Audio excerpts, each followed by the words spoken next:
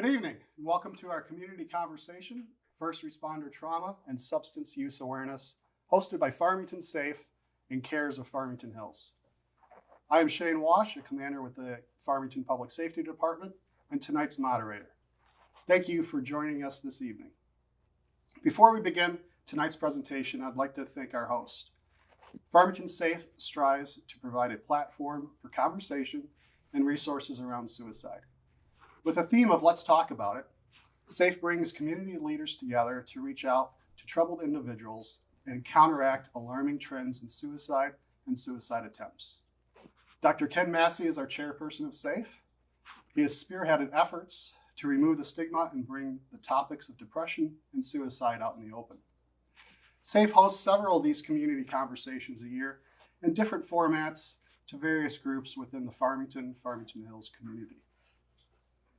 CARES of Farmington Hills offers a comprehensive support service for individuals and their families in and around the Farmington Hills area and the 8 communities that they serve that they are in need of or have limited access to everyday necessities due to insufficient financial resources or family instability. CARES is a great community partner, and we thank them for providing us with the venue to bring you this evening's presentation. Shortly, I'm going to introduce our keynote presenter for the evening, Frank Rubino. Before I do that, I want to give our audience an idea of what to expect for this event. Frank's going to give his presentation on first responder trauma and substance use that will last approximately an hour. At the conclusion of the presentation, we'll take questions. The best way to ask a question is in the chat feature. And at the end of the presentation, we'll do our best to answer everyone's questions. To give you a little bit of background, I started my law enforcement career in 1996.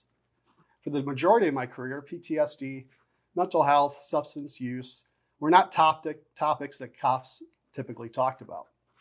Unfortunately, I've seen some colleagues go through traumatic events, turn to substance use, and derail their careers and personal lives. There was no real avenue for them to seek assistance. However, over the past few years, there has been a shift in how mental health and wellness is viewed in our profession. Instead of putting a negative light on the topic, we are now putting a positive emphasis on first responders' mental health. Several months ago, during one of our SAFE meetings, the topic of first responder trauma was discussed, and this community conversation was put together to help those who help and protect our communities. I want to give you and provide you some statistics of why this is such an important topic.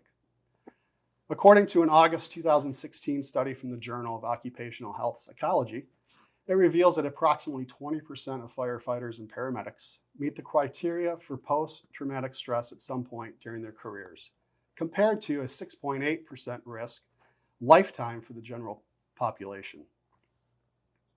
The What Cops Want in 2024 survey from Police One indicate that the work of policing exacts a heavy toll on our health and wellness of those who serve and protect our communities. For example, 71% struggle with sleep disturbances, 50% experienced heightened anger, 50% indicated relationship or family issues, 39% were affected by depression, 36% endured anxiety or panic attacks, 35% reported post-traumatic stress, and an alarming 11% harbored suicidal thoughts specifically due to work stress. To help understand what is driving the police wellness crisis outlined in the statistics above, law enforcement personnel cited numerous sources of stress specifically tied to their work, including long or irregular work hours, understaffing and balanced work-life demands, exposure to traumatic events, cumulative trauma impacts, and poor quality of leadership. The stressors typically do not exist in isolation, but rather stack and interact in a manner that often amplifies challenges while making pathways to solutions more elusive.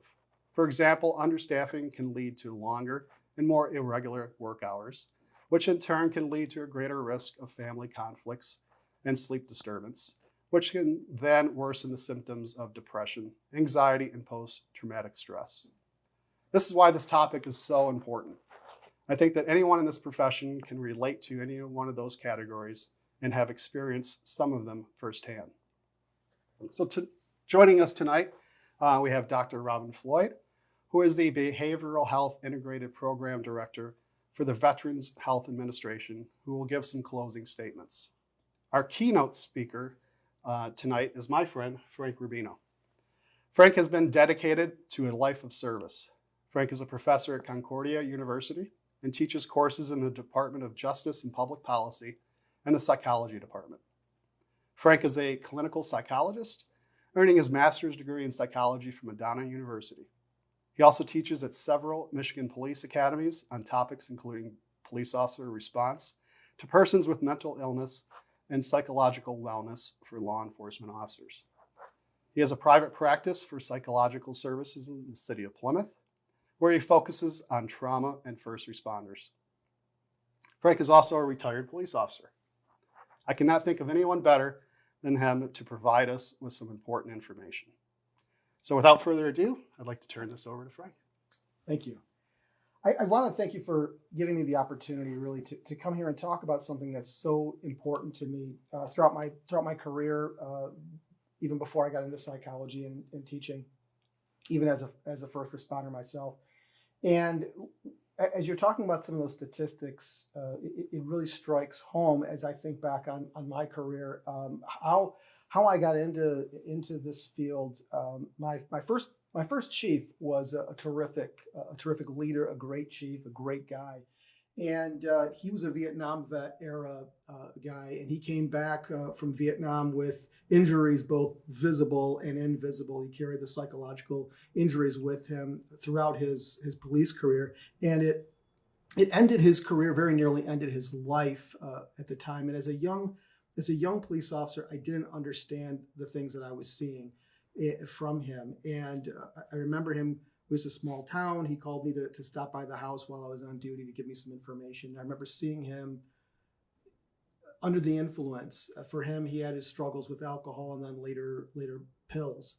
And I didn't understand all of this. And it was that curiosity that helped to drive me really kind of out of law enforcement and into this field of psychology and helping to try and get a better understanding of what happens to first responders as we struggle with these things.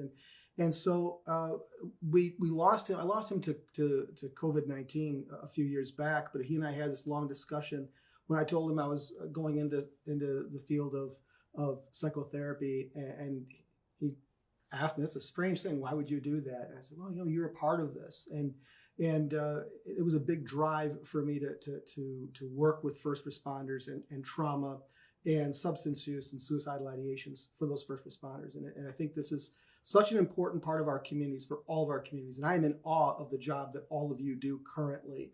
You think about what first responders do and where they go, and they quite literally put themselves between danger and death and us to remain safe. And so we sometimes don't recognize the sacrifice that first responders give, their physical bodies, their minds, sometimes their soul, in the pursuit of keeping us all safe. So when I think about the question of why do first responders use substances, why do they use, abuse, and get involved with substance use, and I think, well, it's a big question. Who are our first responders anyways? We sometimes think of our first responders as being superhuman, and I think they are. First responders are superhuman in almost any way. And you can, don't get me started on listing all the ways that I think first responders are superhuman. I'd be here all night.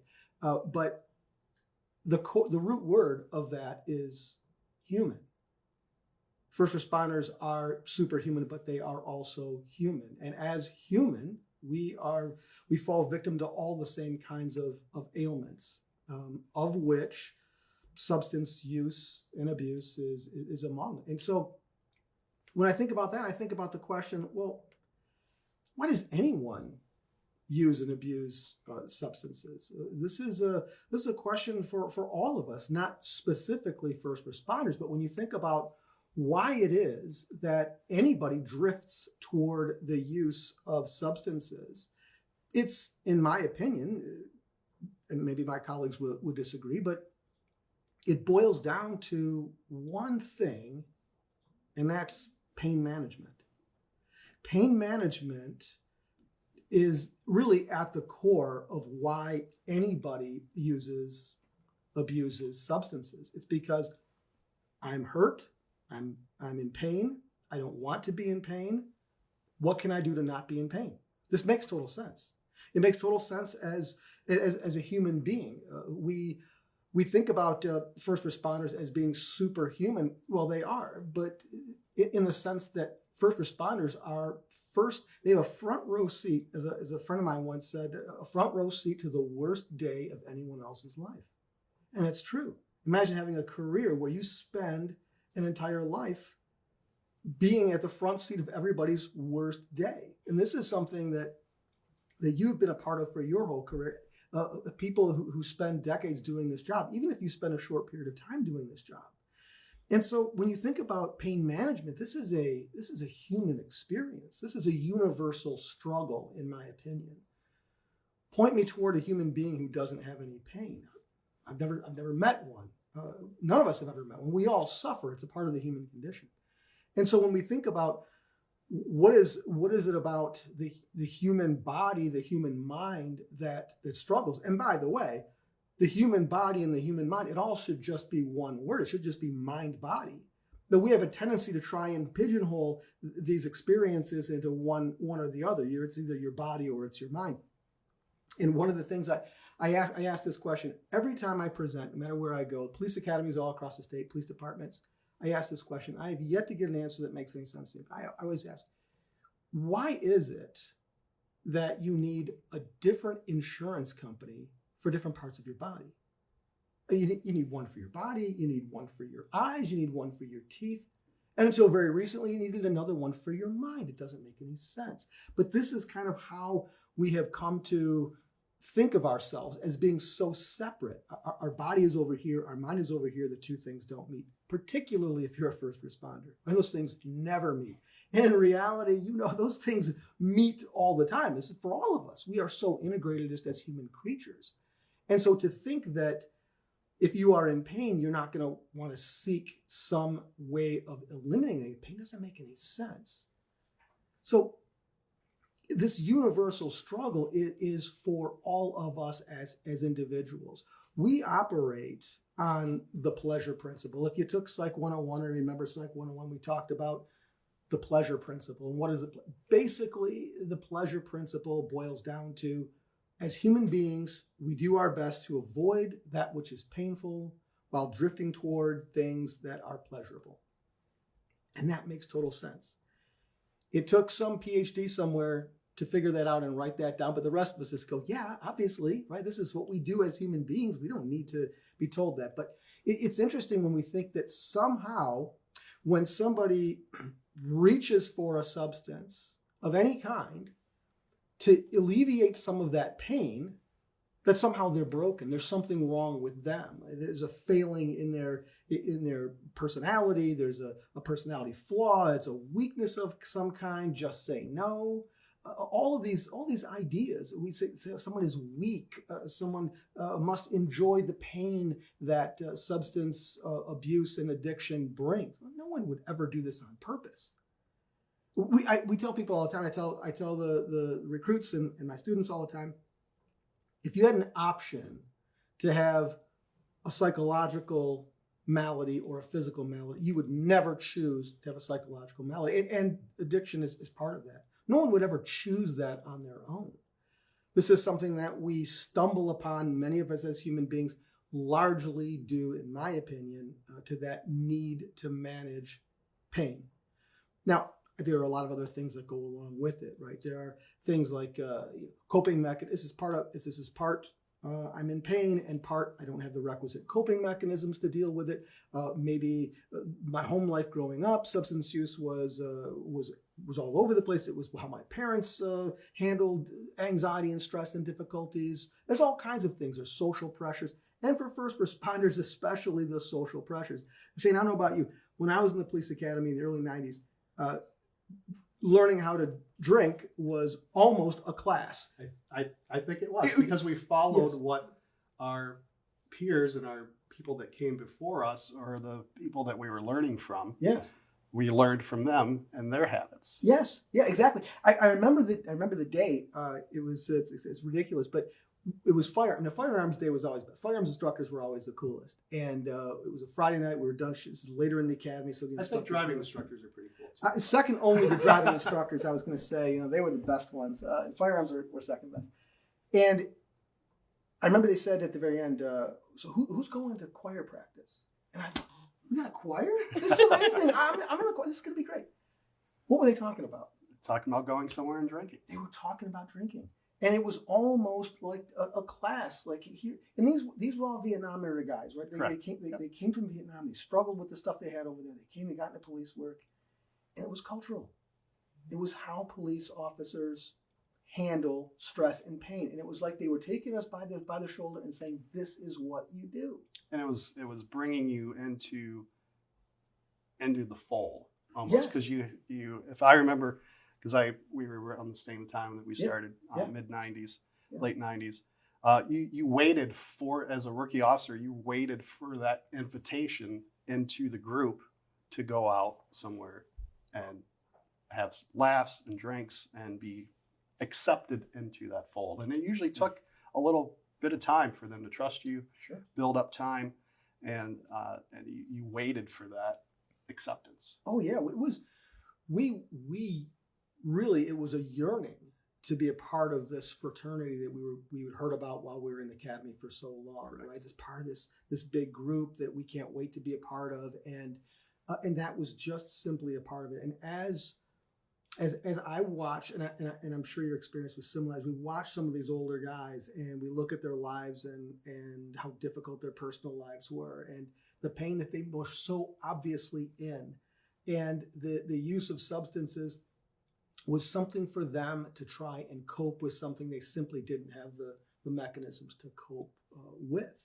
And it damaged all of them. It ended their, for some it damaged their careers, some it damaged their personal lives, but nobody got out of that unscathed. I don't think you can. And so, so what is pain for a first responder? When you think, okay, so if this is a human condition, if this is what human beings live with and experience, then what's so special about a first responder's pain? Why is their pain any different? And I have a really big tent for what I consider pain, right? So it's physical, psychological, spiritual, social, combination of all of those things.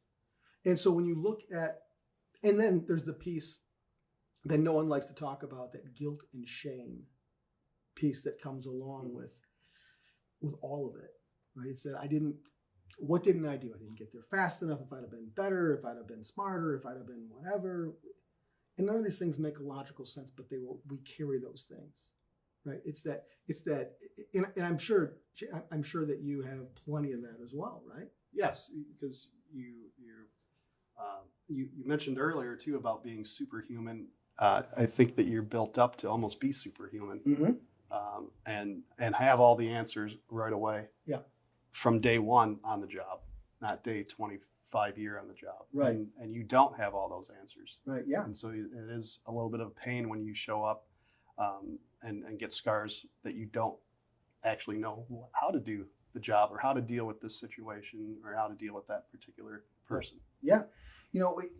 I sometimes talk about, just take a look at the imagery, the patch on the shoulder, right? This shield and the badge on your chest, again, this shield, this imagery of stopping spears and swords and all the things that up until very recently was the very thing that kept people alive, right? So we use in law enforcement, first responders, this imagery of protection. And then you've got this bulletproof vest that you wear. And you think to yourself, wow, look at the imagery that we're offering here, right? We stop bullets. You stop bullets with your chest. This is incredible. This is solidly into superhero territory, right? But what we don't tell the public, but we certainly don't tell our young ones coming, look, it's not the stuff that your bulletproof vest that doesn't stop that gets you. It's the stuff that sails right through because it's human. Mm-hmm. It's the human experience, right? It's the grief, it's the loss, it's It's all of those pieces. I wasn't able to save. It's watching humanity suffer around us, right? Correct.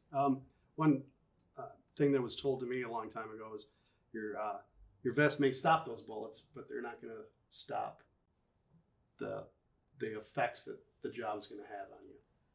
Right. It does not. It cannot. Right. And I think part of the stigma that we talk about with law enforcement and first responders in general, whether it's firefighters and medics, and by the way, I've got a big tent for first responders too. I'll get to that in a minute. But it's a lot about how do you protect yourself from experiencing what is human, and the secret is you don't.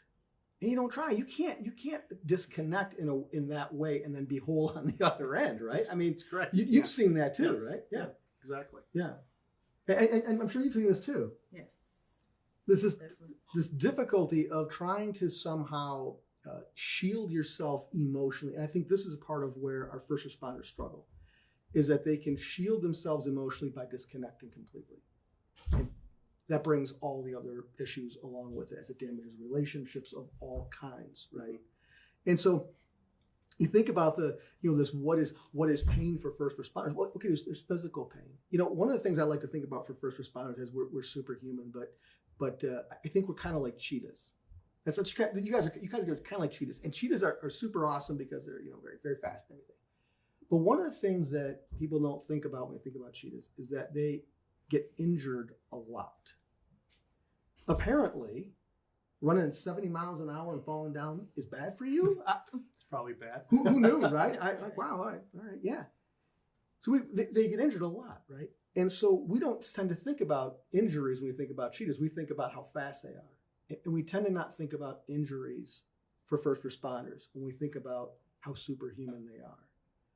And you think about the gear that you wear. So for police officers, it's that vest we were talking about. It's that belt with all the equipment, the weight, all this stuff that's on your body that's not natural, and getting in and out of patrol cars all day long and running after people. And people don't run in areas where it's nice and flat.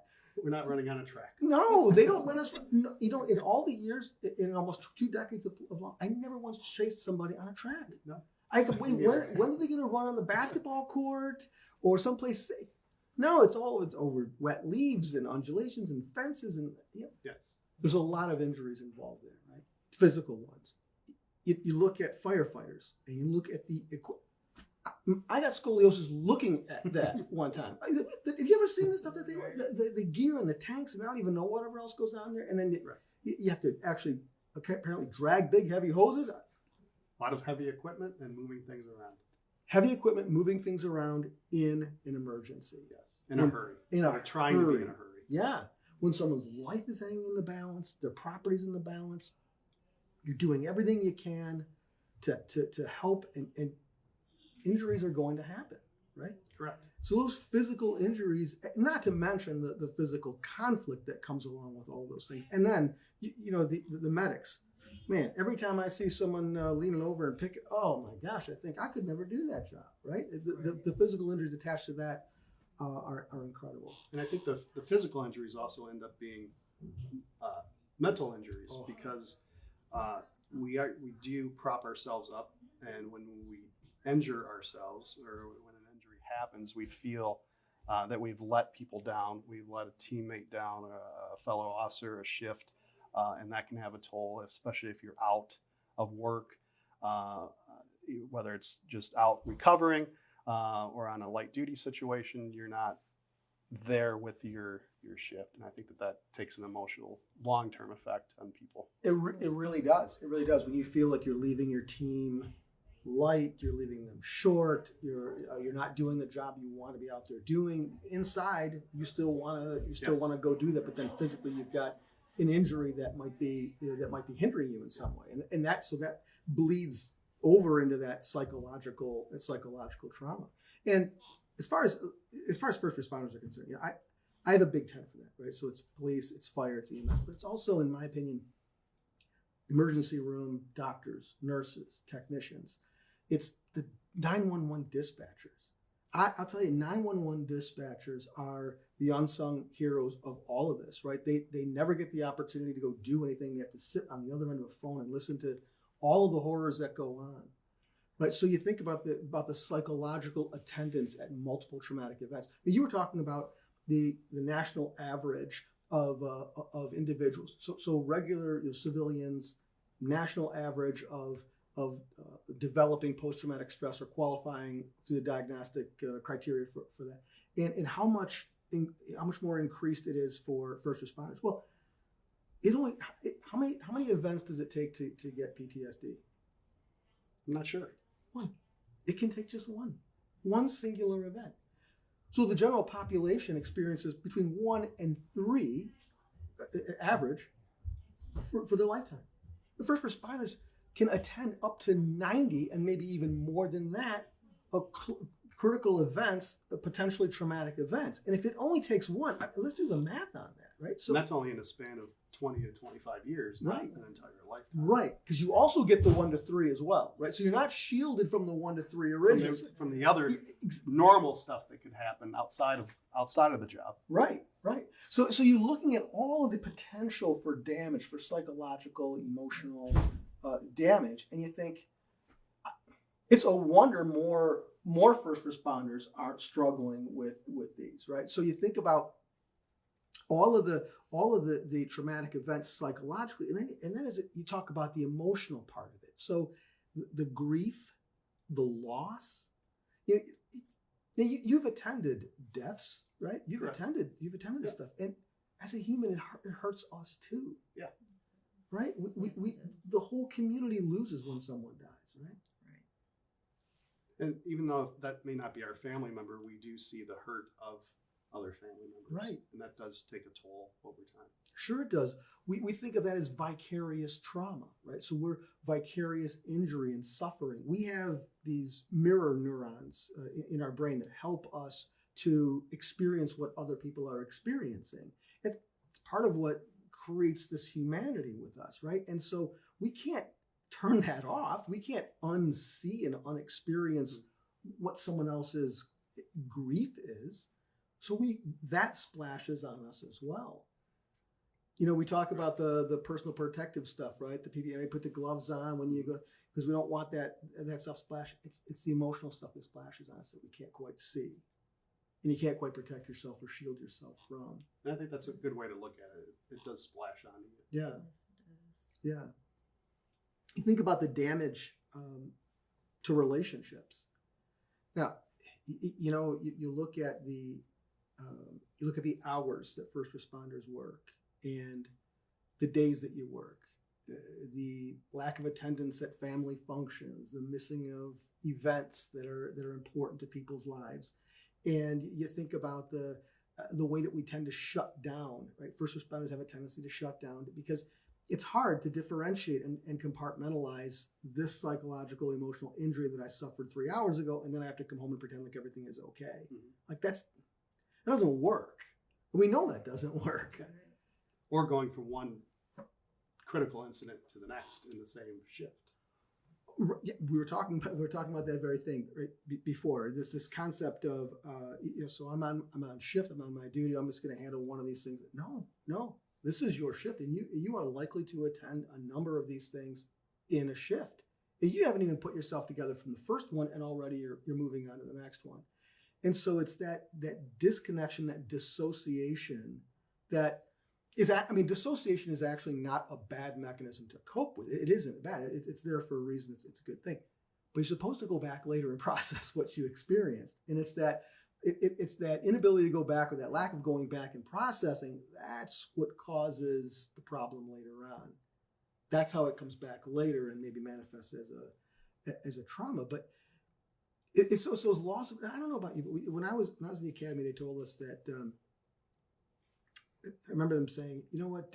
Don't get into this habit or fall in this trap where you only know police officers. Mm-hmm. And I thought, no problem. I don't know any police officers. Like I didn't know any. I was first generation in my family. Yes. My family's only second generation here, but I didn't know any police officer. I thought that's easy for me. That's not gonna be a problem. But within a few years, I didn't know anybody who wasn't. That's very true. You end up surrounding yourself with us. Yes. As first responders, because either they're the only ones that get what you are experiencing, and we also tend to help each other a little bit more, Right. because we ignore things and some signs that other people are going through because we're going through that ourselves. Oh yeah, yeah. We'll talk more about that for sure. But it's I tell the recruits in the police academies all the time. You're brand new. You get out there and you had this incredible fun call last night, and so you go to the party and you're saying, "I'm going to tell you this great thing," and you get to the punchline. And you're looking at a bunch of horrified faces. You're laughing already, I know. And you look at a bunch of horrified faces and you realize, okay, I've just been operantly conditioned to not tell this story in mixed company, right? I'm going to wait and only tell this story to people who are going to get it, right? Like you said, to people who are going to get me and appreciate this story. So there's that isolation that's built in, isn't it? Yes, it is. Yeah, that's the part I think that is, it's an aspect that we don't generally think about. We think about, the stuff you worry about is speeding cars and speeding bullets. Well, the foot pursuits and the car chases and fist, that's not the stuff that bothers first responders, right? First responders get into the line of work for that. Be honest. Yeah, and that's probably a whole different topic. It's a different topic for another night. But it's the other stuff, right, that you don't see that sneaks up on you, as first responders of all kinds.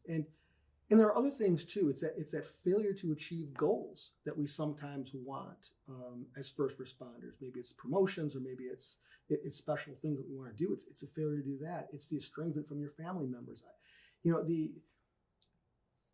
What bothered me was it was difficult not being able to attend all the events. The thing that hurt me the worst was when I stopped getting invited. It's like, you're not available anyway. Not available anyway, so people just stop inviting you. Right. Those things, because they know you're not coming because you're at work. And it was right about the time I had enough seniority where I could have actually, exactly. And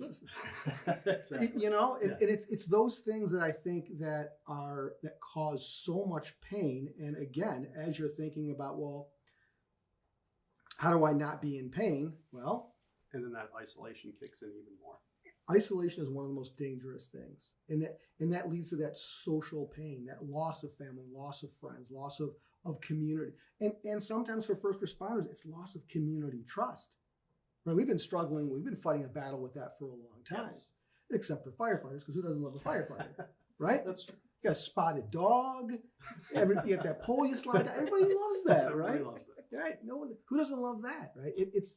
But there's that piece as well. There are communities where even the emergency medical techs get shot at, right? People shoot at EMS. Like who doesn't want that person showing up when you're injured? I don't understand that one at all. Don't either. But it's all those pieces, I think, and I think the other one too is a spiritual injury as well. Because I think sometimes first responders begin to struggle with that as well. And I think that is when we really get to a place where psychological injuries are really manifesting, is when we begin to lose that spiritual connection. It's such an important part of being a human. It's actually written in our DNA. We know, even going back to Neanderthals, they even had a belief system of some kind. And so it doesn't matter if you have a particular religion, but losing faith in the mission, if you don't have a faith, that part is really, really damaging. And that feeling of being small, that feeling of, I'm not sure if I even matter anymore, right? Yeah, because as you go throughout your career and you either arrest somebody, ticket somebody for the same offense over and over and over, or you deal with the same people, same calls over and over and over, you don't feel like you are making that difference, which most of us starting off in the career, that's what we wanted to do. We wanted to make a difference. Right. And you learn that and some people don't feel like they are making that difference. Yeah.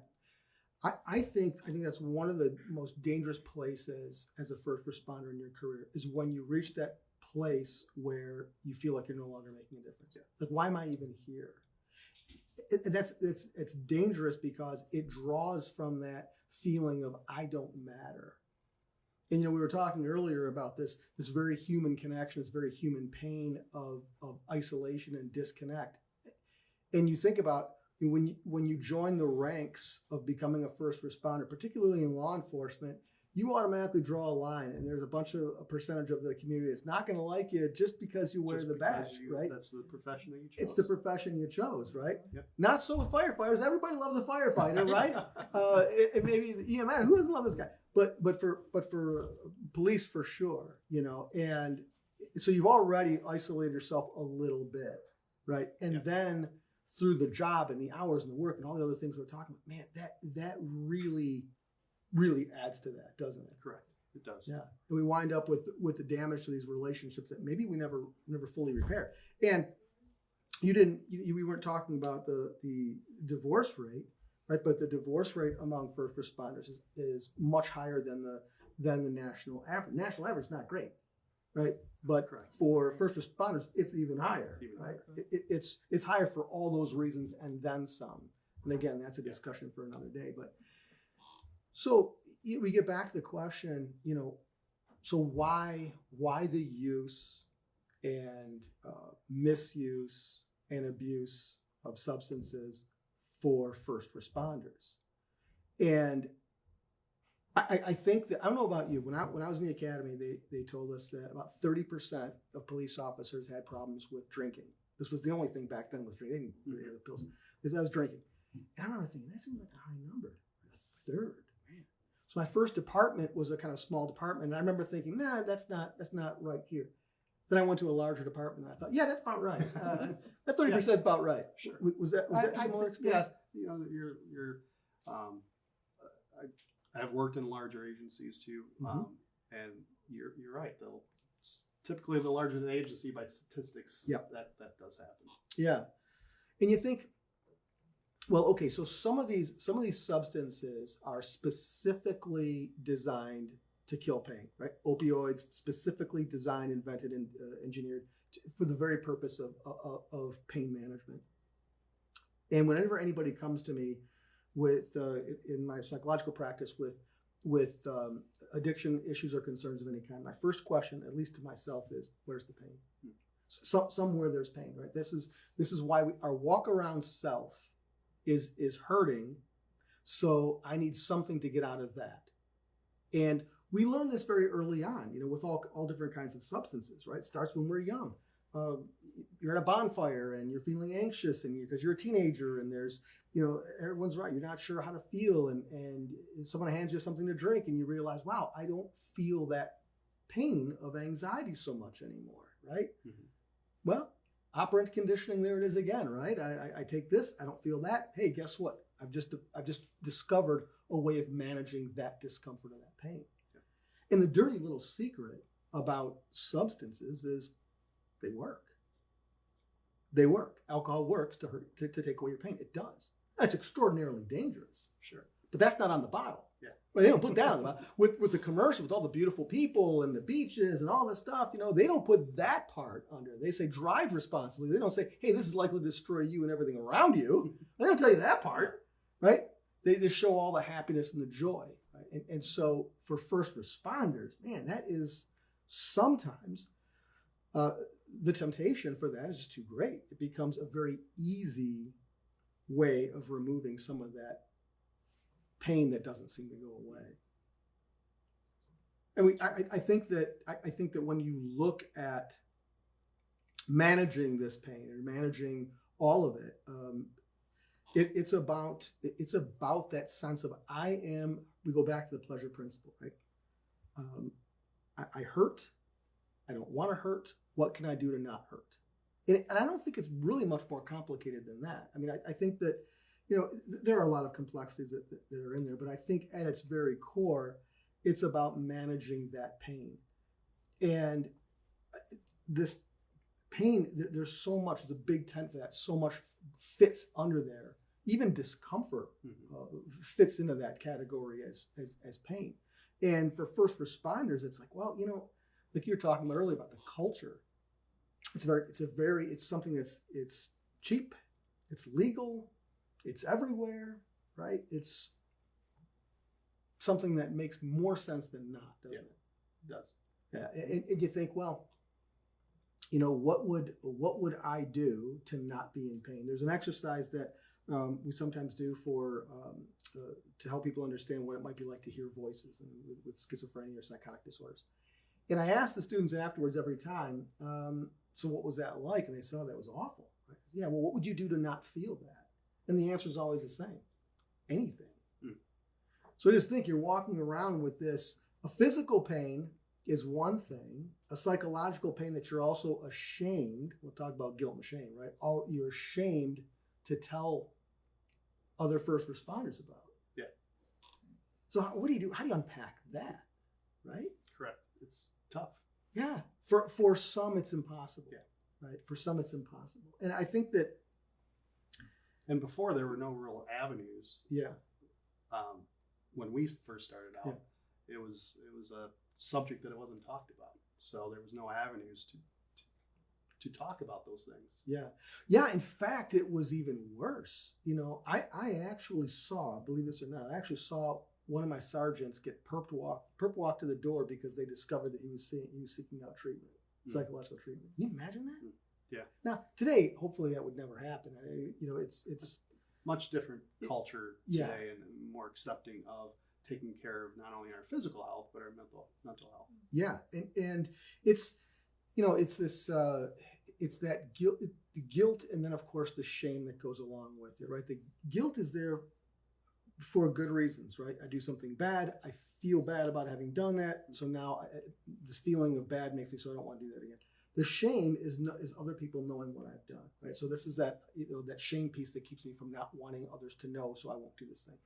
The problem is that there's a lot of what I refer to as pathologic guilt. So that is that guilt that doesn't belong to you. If you feel guilty and you didn't do anything wrong, that's pathologic guilt. That guilt doesn't belong to you. You're carrying something that isn't yours, right? And so many first responders fall into that trap where they're carrying guilt that isn't theirs. And then the shame that comes along with, I better not tell anybody about how I'm feeling. Imagine just for a moment if you had a physical ailment. Imagine if you were having chest pains and you thought to yourself, I'm ashamed to tell anybody I'm having chest pains. Yeah, how's that work out? Not usually pretty good. And not good at all, right? Yeah, that would be ridiculous, right? If you broke a bone and your bone was sticking out and you went to work because you were too ashamed, come on, you would get sent to the emergency room right away, right? Of course you would. It makes sense. Yeah. But somehow for first responders, it's this fear of being judged. It's the imagery of I'm the one who gets called in an emergency. I don't ask for help. You see this? You see this badge? You see this uniform? You see my fire equipment? I'm the one who responds, right? When you're sick, I respond to you. I take care of you. You don't take care of me. I don't have any injuries or any maladies. Are you kidding me? And it's that shame. Boy, I think that also is a main factor in, okay, this is added to all the rest of it, is this shame of being able to come and talk about it.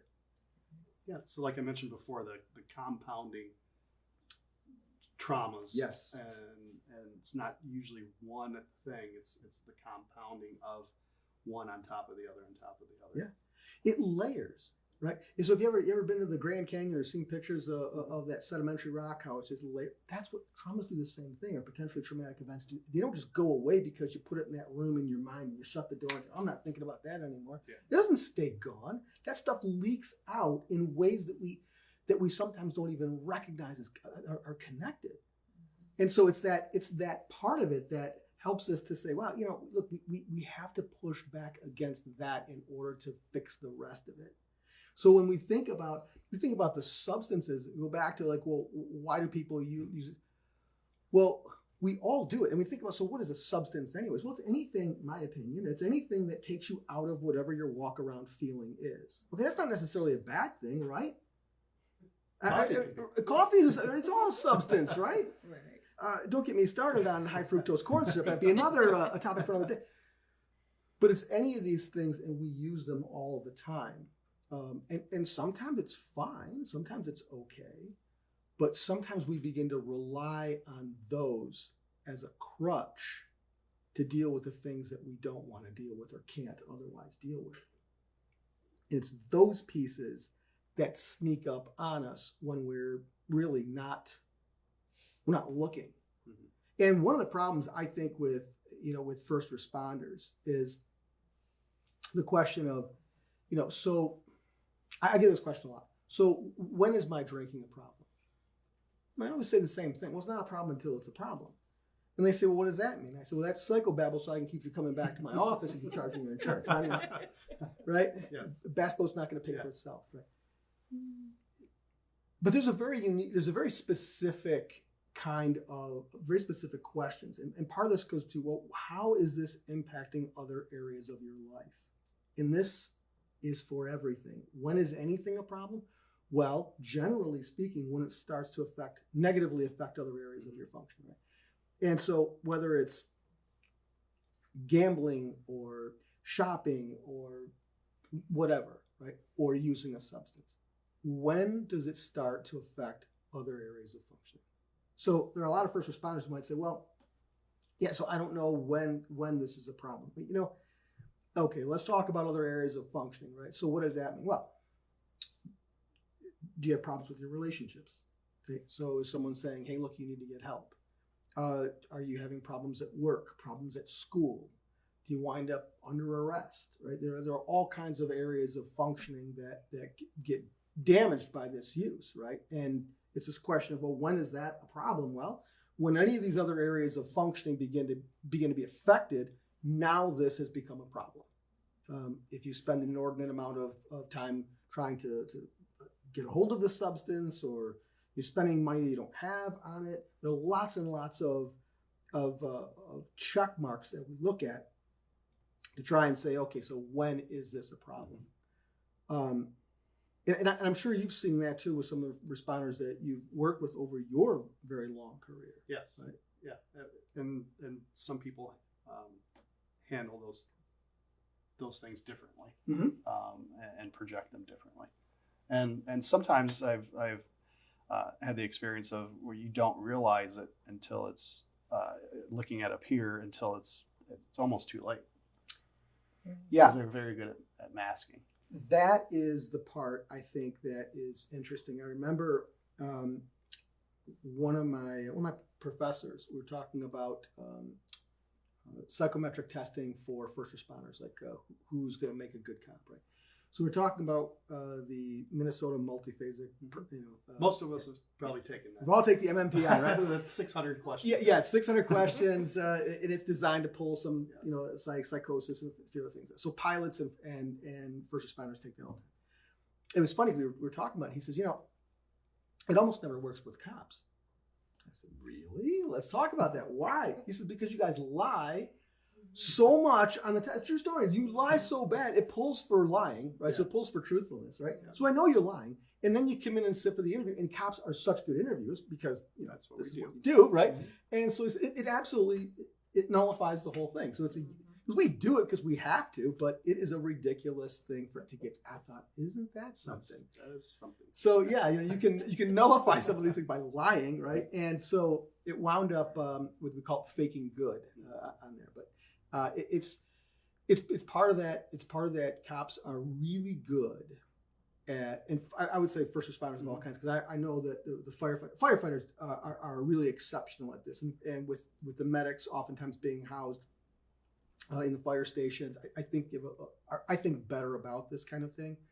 They have more time together, more time after runs. You were talking about attendance at all these runs, and that's a big problem for responders that have to do that, right? When you're able to go back to the fire station and process, or maybe you have a partner in the rig that you can talk with about these horrible calls, it humanizes that for each other, and for police officers, man, it's just a little different. They're not all a little bit different. Yeah, you're not all. Do you guys run 2-person cars? No, we have single man cars, and when you clear a run, you're back in your patrol car and you're back out patrolling. It's usually not back at the station debriefing unless it's a critical incident. But most of the time, or we were talking about, witnessing deaths.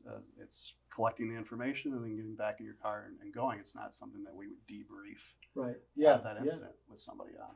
Yeah. And you don't know what's going to strike each individual either. Correct. You know, and that's the other thing is that this is all graded on a curve. Mhm. It's for some reason this one hit me really hard. Didn't even phase you, right? Correct. And you know, it's interesting. In the 1970s, the U.S. Army was very interested in PTSD from the perspective of their combat vets, and they were curious because they said, "How is it possible we have two people in a foxhole experience the exact same thing at the exact same time? One goes on to develop PTSD, one does not.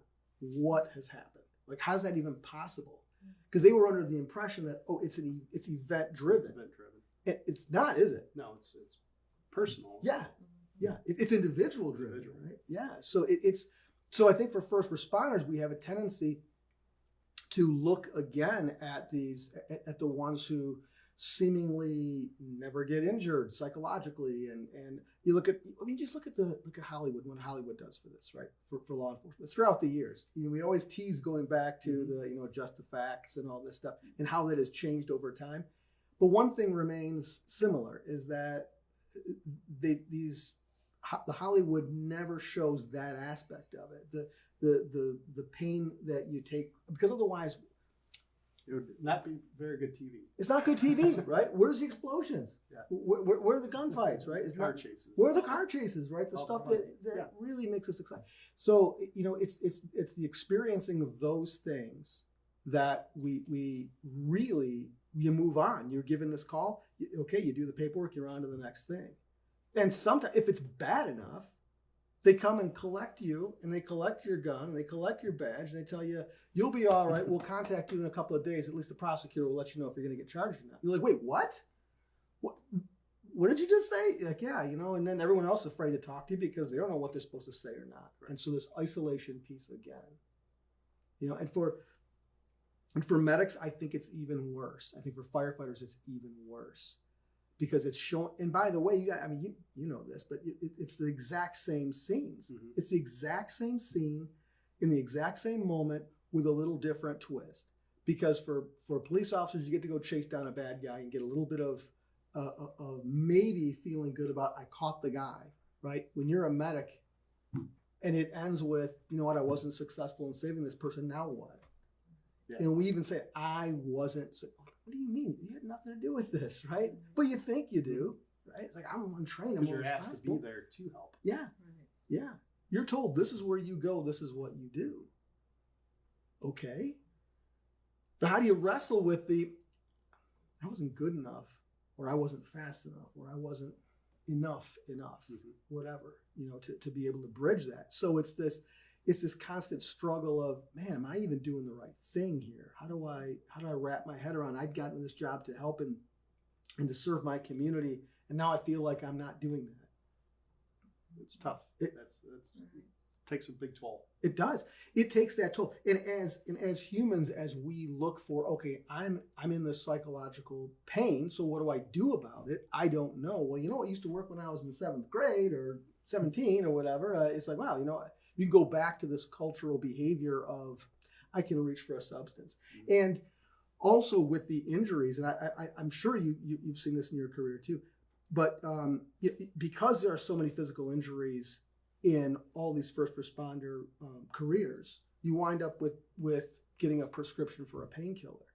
Mm-hmm. And, you know, man, I remember it wasn't that long ago when you would get a jug. My mother got a jug like this. It was like 500. It was like OxyContin or something. This was. I said, "What in the world, Dad?" He's like, "Oh yeah, she seems okay." Yeah, she seems okay. This is. Yes. And we wonder, right? We wonder, well, gee, wow, how does this happen? Yep, that's true. You get injured and take these substances that are given to you to make you feel better, and unfortunately, you can get addicted to those. Oh yeah, very, very easily, very easily. I had an injury one time, and I got a prescription for, I think, I don't know what it was, Tylenol 3s or something, and I was worried, and so I called my brother, and he says, "Well, how you doing?" I said, "Fine." I said, "But I don't understand." He says, "What do you don't understand?" I said, "Well, my shoulder hurt. I took the pill, and then my shoulder didn't hurt." He goes, what don't you understand? I said, how do you get addicted to that? He goes, well, how many did you take? I said, one. He goes, oh, no, you're doing it wrong. You take 2 or 3, take a beer with it, and then you'll understand. And I said, aha, okay. So it's this reliance not only on the pain not being there, but it's not just I don't want to feel the pain. I want to feel very little else, right? So it's this discovery that these things are connected. And when this is sort of a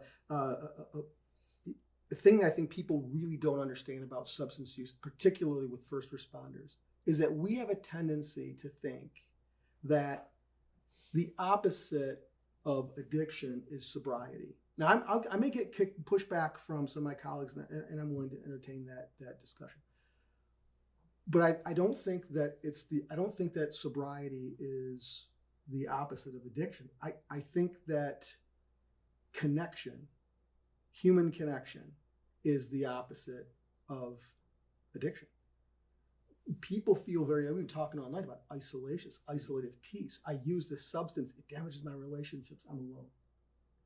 And it's that pain, which, by the way, causes more pain. And then that cycle of guilt and shame and use, and guilt and shame and use. I damage my relationships, I feel guilty for it, I feel shame people know, so I use again. And it's just an endless cycle that keeps going. It is, yeah, it really is. And then you imagine for the first responder whose cardinal crime is getting injured in the line of duty and then winds up struggling with an addictive, with addiction to a painkiller. And you think, man, now the career is in jeopardy and everyone's looking at them and judging. We were talking before about, this is a character flaw, right? And in reality, what's it about? It's about I hurt. I don't want to keep hurting. Like I want to stop the pain, right? And so it's this drive to get rid of that pain that drives us, in my opinion, in my opinion.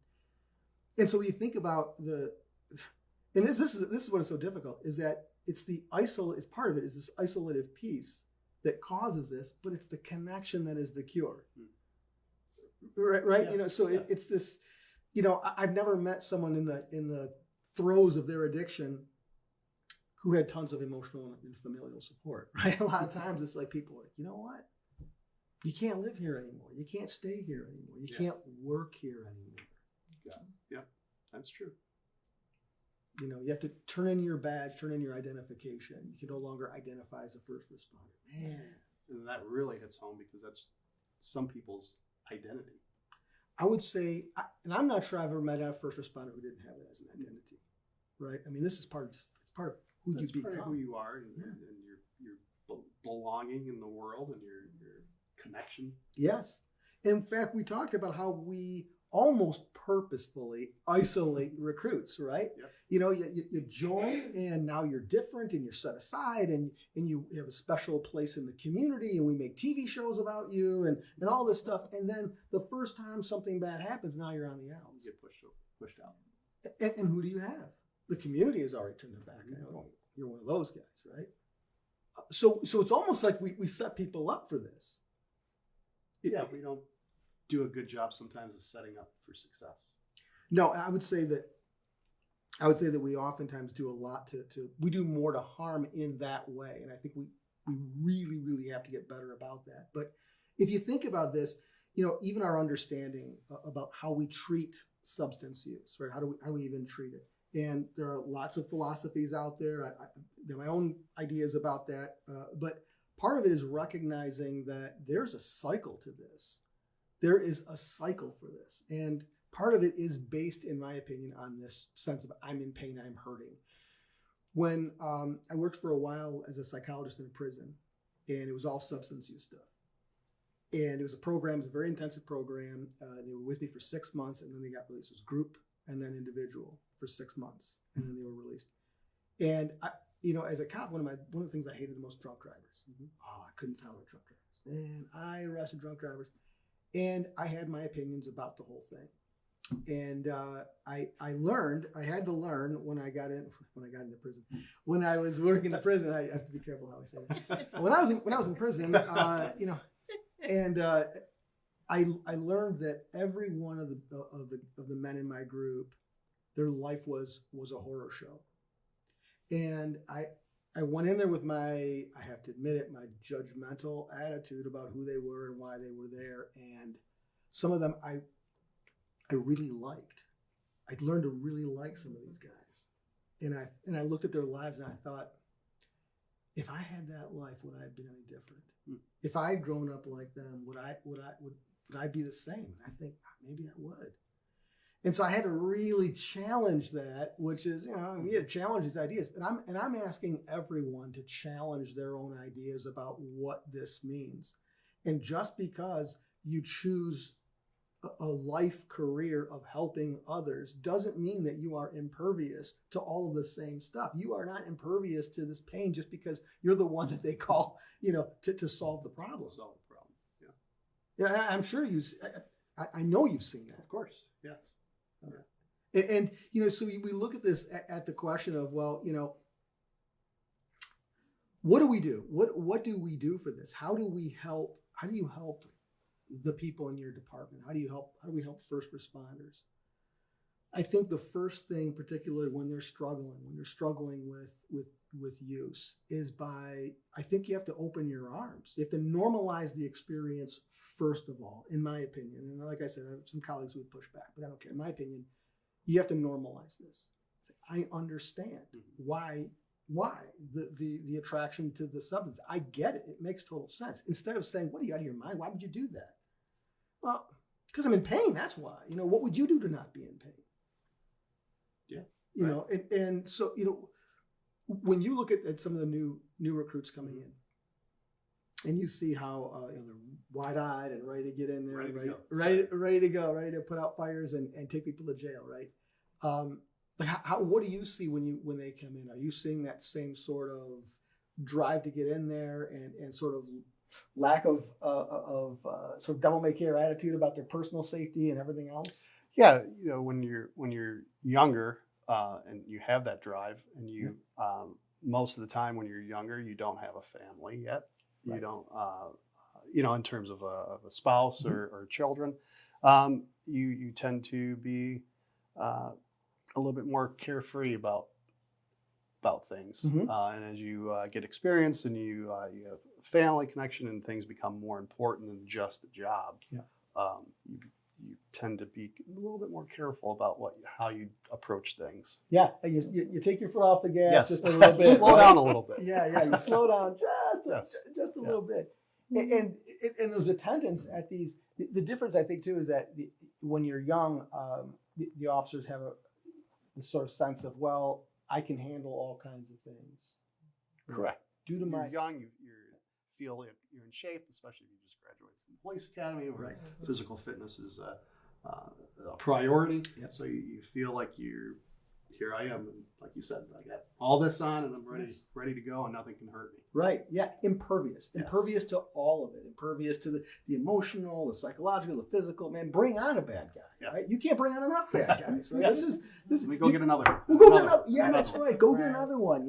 A fire. Give me another one. And I'll put that one out. Go get it. And it's in all these things, and we sometimes forget that along the way we pick up some of these tiny little pieces that we just throw in that knapsack behind us and not think about. And I like to think of it. You ever see those guys who exercise guys? They have they have like a long backpack and they have heavy weights and they run along the beach. I like to think of first responders similarly to that. Right? So every time you encounter a potentially traumatic event, you take that and you throw it back there and you keep it moving. And you throw it back and you keep it moving, and it gets heavier and heavier and heavier. But unlike the physical stuff, the physical strain and the physical stress makes you stronger. That psychological stuff doesn't make you stronger as you drag it heavier and heavier. Eventually, something breaks. Right. So that's a good way to look at that. I don't think people really realize that analogy. Yeah. It struck me as I thought, one of two things: it either breaks or you can't move forward anymore, right? Something happens and it becomes overwhelming, right? And so I think I think part of this is allowing first responders who are struggling to know, listen, we get it, we hear you, we're here for you, and we understand that this is not a personal failing. This is because you are in pain. And that makes total sense to not want to be in pain. Who walks around with a desire to hurt? Nobody does. Nobody does. Yeah. Right? Correct. We So, want to feel good. Yeah, we want to feel good. And the cycle of addiction and the cycle of use is such that it can pull you in. And part of it with a first responder is that for longer than the regular public, you can get away with it. You can get away with it for longer simply because of who you are. Mm-hmm. You know, you get pulled over and maybe you've had too much to drink and you're close by, you might get a pass. In fact, I don't know what it's like anymore, but when I was early 90s, whatever, you were going to get a pass. I didn't know a police officer who would ever get arrested for. I never even knew about it. Much different time. Yeah. A long time. Yeah. And maybe in a good way, right? Because you give them a pass. Well, what happens? You learn their lesson? No. Exactly. Is it the first time that's ever happened? Yeah. No. Yeah. Right? It's like, Right. it's not it's like someone who gets arrested for drunk driving. Maybe the first time they got arrested, not the first time they did it, right? It's just the first time they get caught. First time they got caught, right? So, Right. and one of the things that I love first responders for a lot of reasons. One of the things that I struggle with first responders is we tend to gloss over each other's pain and each other's struggles, and that is something that needs to change. It's this, I don't see it, right? It's, I don't see it. We can recognize that someone's drinking too much, but what are we going to say to them?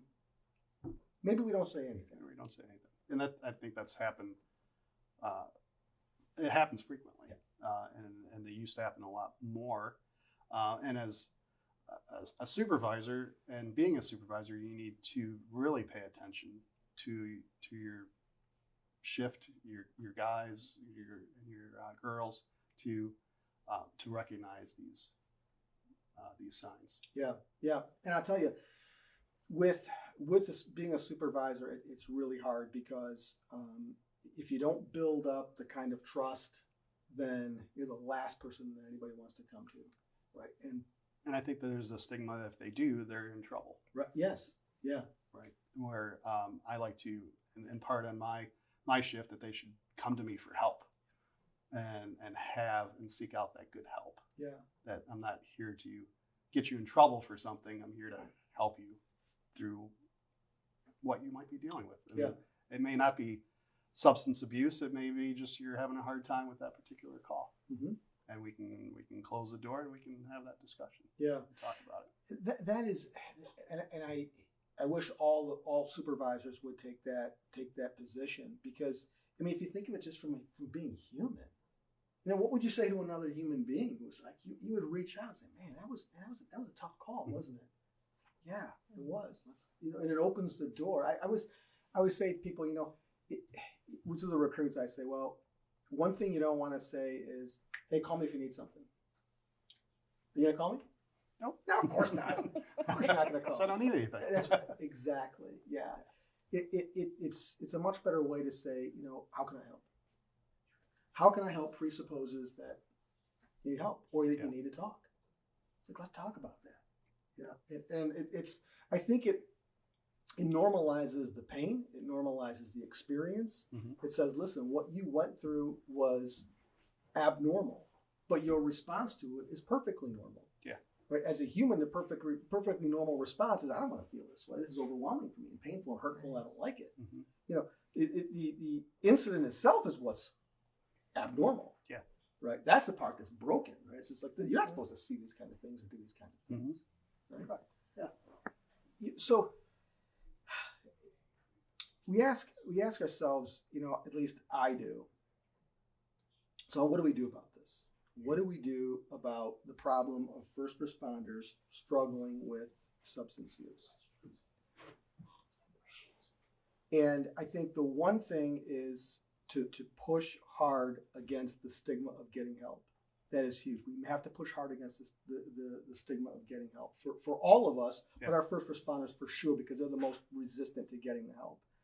We have to develop the healthy coping mechanisms. If you don't have them, we have to develop them. And of course, we have to seek out good help. And I'll say this too.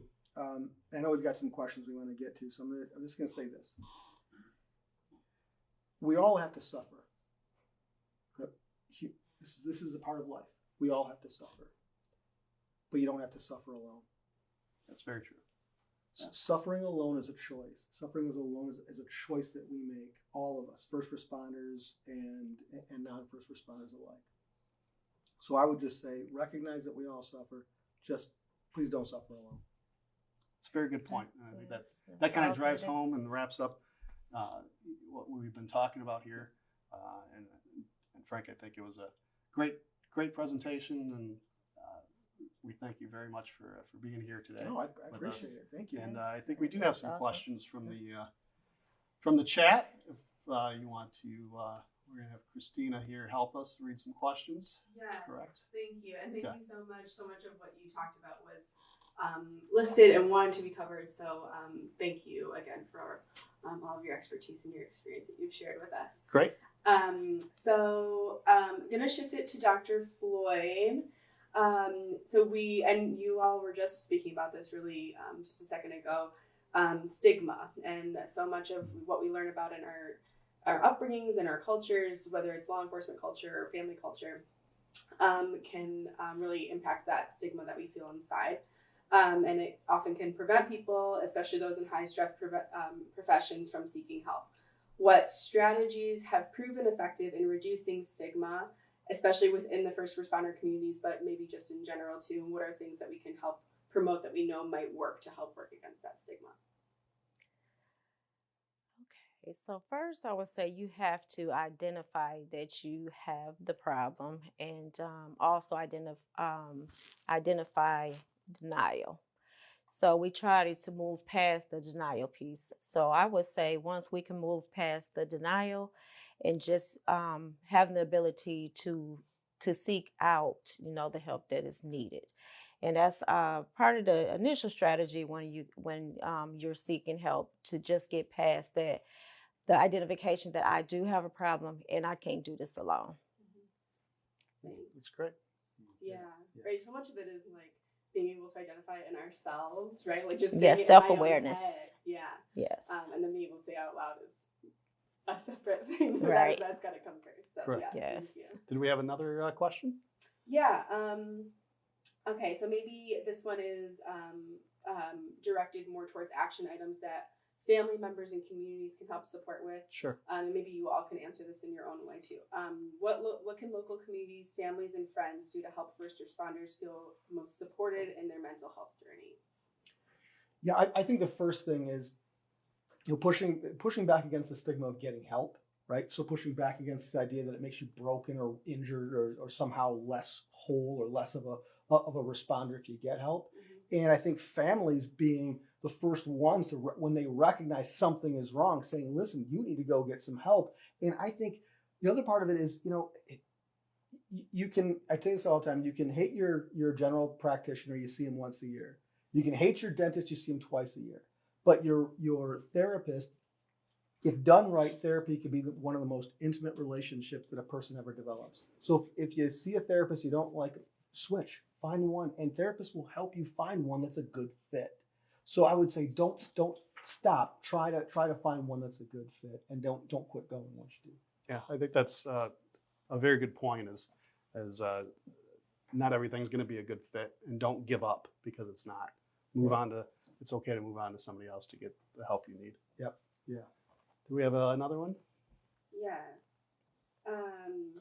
Okay, so similar, along the same lines from family members and support. How can families and close friends best support first responders in managing stress without feeling intrusive, especially when the responder might be reluctant to share details of their experiences? I love this question. Wow, I love this one. That's whoever wrote that question. That's a very intuitive question. And I think part of this is creating an environment that is a safe place for the responder to be able to talk about their experiences. And I think that's one of the things that we this is sort of, you have to start here and then move forward, but you have to create a safe space so your responder knows that they can come and talk to you about all kinds of things. That's the first thing. And if you do that, they'll be opening up, right? I think that goes a long way, because Yes. then you feel comfortable talking to someone who's not in our profession, it's outside. So maybe getting an outside view, but being comfortable to go to them and have these conversations. They're sometimes tough to have with people that don't know exactly the inner workings of our job as first responders. Yeah. It's very good. And I would say to have a gentle approach. That is so important. And it's not easy for a first responder. It's because of the symbolism of being the protector and being the strength, that comes with it. So most definitely just be gentle with the approach, and you got to, as we say, in professionalism, you got to meet them where they're at, and to just bring them on that journey in a gentle way.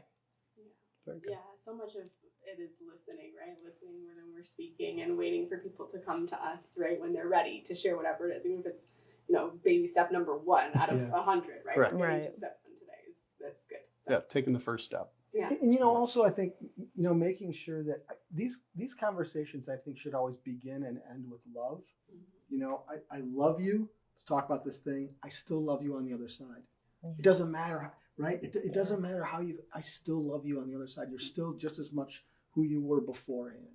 Yeah, I think that can go a long way. Being reassured and reminded of things that we know are true, but to hear Yes. it over again is really helpful. Yeah. And to not feel the judgment, right? But Right. this is a space, you said what you said, and I love you, and that's it, right? And That's I it. don't need to have all the answers right now. Yeah. No, that's awesome. Thank you so much. Any more? One more that I Okay. thought was Yeah, we'll take one more. interesting. Okay. For Commander Wash specifically, okay. what role does ongoing mental health training play in preparing first responders to manage traumatic experiences effectively? Could more training help reduce reliances on substances? Well, yes, absolutely. Training can help to reduce our reliances on substances. As Frank had mentioned towards the beginning of his presentation, and we had this conversation where prior to the recent years, there was no training. Yeah. I didn't receive any mental health awareness training for ourselves in the police academy or ongoing checkups. I don't think that there were employee assistance programs that were really talked about. And I think that if we encourage those things and we do receive more training in police academies and start right from the beginning, and then continuous trainings throughout your career, and having little checkpoints throughout your career with people who are close to your family, other police officers, your friendships and connections. I think that will go a long way to helping first responders deal with some of the issues that we've been talking about today. So yeah, I definitely believe more training and continuous training throughout a career is very important. Okay, I think that wrapped it up, right? Beautiful. Thank you Very so much. good. So we'll end here with a couple closing comments from Dr. Floyd. Okay, thank you, and good evening. So I'm going to give a brief background on myself. So I come with 23 years of mental health experience. I wear many hats, not only as the Behavioral Health Integrated Program Director for Department of Veterans Affairs, but also I am a clinical mental health professor for University of Detroit Mercy, and also the vice chair of SAFE. I'm a strong advocate for mental health and research expert as well. We are honored to have provided a platform and awareness of insight today. We continue to provide educational platforms of various mental health awareness and suicide prevention topics. I'm going to give a background of who we are, why we do what we do, and how we do what we do. What is SAFE? SAFE is a community-based suicide prevention program. Farmington SAFE, our community mental health and suicide prevention effort. We change the dialogue and eliminate the stigma. Farmington SAFE, suicide awareness for everyone. Our motto, let's talk about it. Our mission for SAFE. Through increased awareness, Farmington SAFE's mission is to foster a compassionate and supportive community dedicated to promoting mental well-being, and preventing suicide. How we started this process with Farmington SAFE. May of 2010, we identified issues of increased crisis episodes and also an increase of our members of the Farmington community that were dying by suicide. So what was identified, it was a call to action. What could we do to alleviate this concern? So the model which was based on community needs and resources, the issues and goals that are identified to overcome denial, connect the people and the resources, and to destigmatize asking for help, the awareness and information, and what type of communication could we bring to our communities. Who are the members of Farmington SAFE? We are a team of volunteers.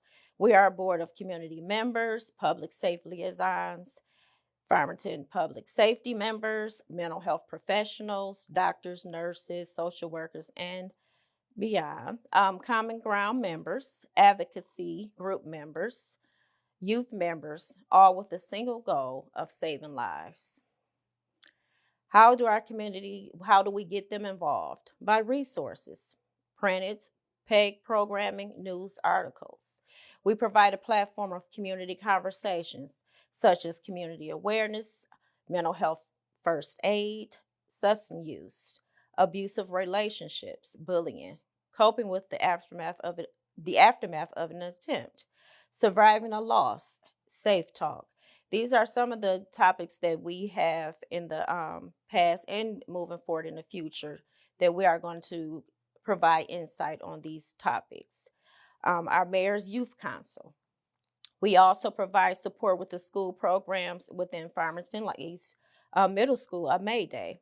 It was to support middle school age students transition to high school. As we know, that's an area of high anxiety and stress and emotions. So we provide a platform to help the kids transition to high school.